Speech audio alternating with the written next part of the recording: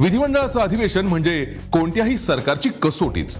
त्यातही काठावरील बहुमत असलेल्या सरकारच्या मुख्यमंत्र्याला तर डोळ्यात तेल ठेवून कारभार करावा लागतो. साहजिकच अशा सरकारला कोंडीत पकडण्याचा विरोधी पक्ष सतत प्रयत्न करत असतात. विरोधकांच्या अशा खेळ्यांना अनेकदा सामोरे गेले होते दिवंगत मुख्यमंत्री विलासराव देशमुख. महाराष्ट्रात नागपूरचं हिवाळी अधिवेशन म्हणजे तसाही आनंदच.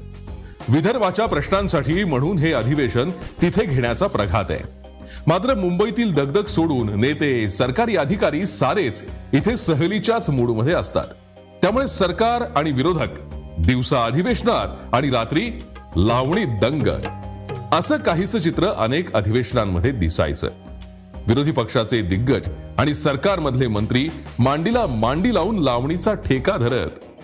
रंगलेल्या अशा रात्रींमध्ये कटकारस्थानही तशीच रंगत. खरं सांगायचं ना तर महाराष्ट्राच्या राजकारणातील अनेक राजकीय भूकंप याच नागपूरमध्ये घडलेत. ही गोष्ट आहे 1999 ची.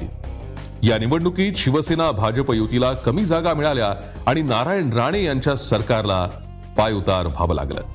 त्यावेळी काही अपक्ष आमदारांच्या मदतीनं काँग्रेस आणि राष्ट्रवादी काँग्रेसचं सरकार सत्तेत आलं. या निवडणुकीत काँग्रेसला 75 जागा, शिवसेनेला 69 तर राष्ट्रवादी काँग्रेसला 58 जागा मिळाल्या. भाजपला 56 जागा जिंकता आल्या. काँग्रेस आणि राष्ट्रवादी यांनी स्वबळावर निवडणूक लढवली होती, तर शिवसेना भाजप यांची निवडणूक पूर्व युती होती. त्यावेळी नारायण राणे हे शिवसेनेकडून मुख्यमंत्री पदाच्या शर्यतीत होते, तर भाजपकडून गोपीनाथ मुंडे यांच्या नावाची चर्चा होती. भाजपनं शिवसेनेकडे मुख्यमंत्री पदाची मागणी सुद्धा केली. मात्र भाजपची मागणी शिवसेना प्रमुख बाळासाहेब ठाकरे यांनी धुडकावून लावली होती. शिवसेना आणि भाजप या वादात काँग्रेस आणि राष्ट्रवादी काँग्रेसचं सरकार सत्तेत आलं आणि अनपेक्षितपणे विलासराव देशमुख मुख्यमंत्री झाले. काँग्रेसकडे 75 आणि राष्ट्रवादीचे 58 असे मिळून आघाडीकडे 133 आमदारांचं संख्याबळ होतं. तर विधानसभा निवडणुकीत 12 अपक्ष आमदार निवडून आले होते. काही इतर मित्रपक्ष आणि अपक्षांच्या मदतीनं आघाडी सरकार सत्तेत होतं. शिवसेना आणि भाजपचं एकत्रित संख्याबळ होतं 127 आमदारांचं. सरकार आणि विरोधी पक्षांमध्ये जास्त संख्याबळाचं अंतर नव्हतं. त्यामुळे विलासराव देशमुख यांचं सरकार पाडण्यासाठी विरोधकांकडून प्रयत्न केले जात होते. त्यामुळे सरकार टिकवणं कसोटीचं होतं. मी रोज सकाळी उठलो की आमदारांची आधी डोकी मोजतो, असं विलासराव त्यावेळी गमतीनं म्हणायचे. त्यामुळे सरकार टिकवणं हे आघाडी पुढचं मोठं आव्हान आणि सरकार पाडण्याची नारायण राणेंसमोरची परीक्षा, असं काहीसं चित्र त्या काळी महाराष्ट्रात होतं. त्यामुळे कधी अपक्षांना तर कधी आघाडीतील आमदारांनाच फोडण्याचे प्रयत्न सुरूच होते. या आमदार पळवापळवीच्या नाट्याचे प्रयोग अधूनमधून होतच असत. असाच एक प्रयोग नागपूरच्या हिवाळी अधिवेशनाच्या निमित्तानं घडल्याचं ज्येष्ठ पत्रकार सुरेश द्वादशीवार यांनी विलासराव देशमुख यांच्यावरील लेखात लिहिलं होतं. हा लेख विलासरावांच्या निधनानंतर त्यांच्या आठवणीनिमित्त साप्ताहिक साधनानं प्रसिद्धही केला होता. द्वादशीवार यांच्या म्हणण्यानुसार नागपूरचं अधिवेशन नेहमीप्रमाणे तणावाचं होतं. मात्र त्यावेळी कामकाज संपल्यानंतर नेत्यांसाठी सांस्कृतिक कार्यक्रमांचं आयोजन करण्याचा रिवाज होता. यात विरोधी पक्षाचे दिग्गज आणि सरकारमधले मंत्री मांडीला मांडी लावून लावणीचा ठेका धरायचे. अशाच एका रात्री विलासराव देशमुख यांचं सरकार पाडण्यासाठी आमदार निवासात एक बैठक सुरू होती. सगळं काही ठरलं होतं. सरकार पाडण्याचा बेत पूर्णपणे ठरला होता.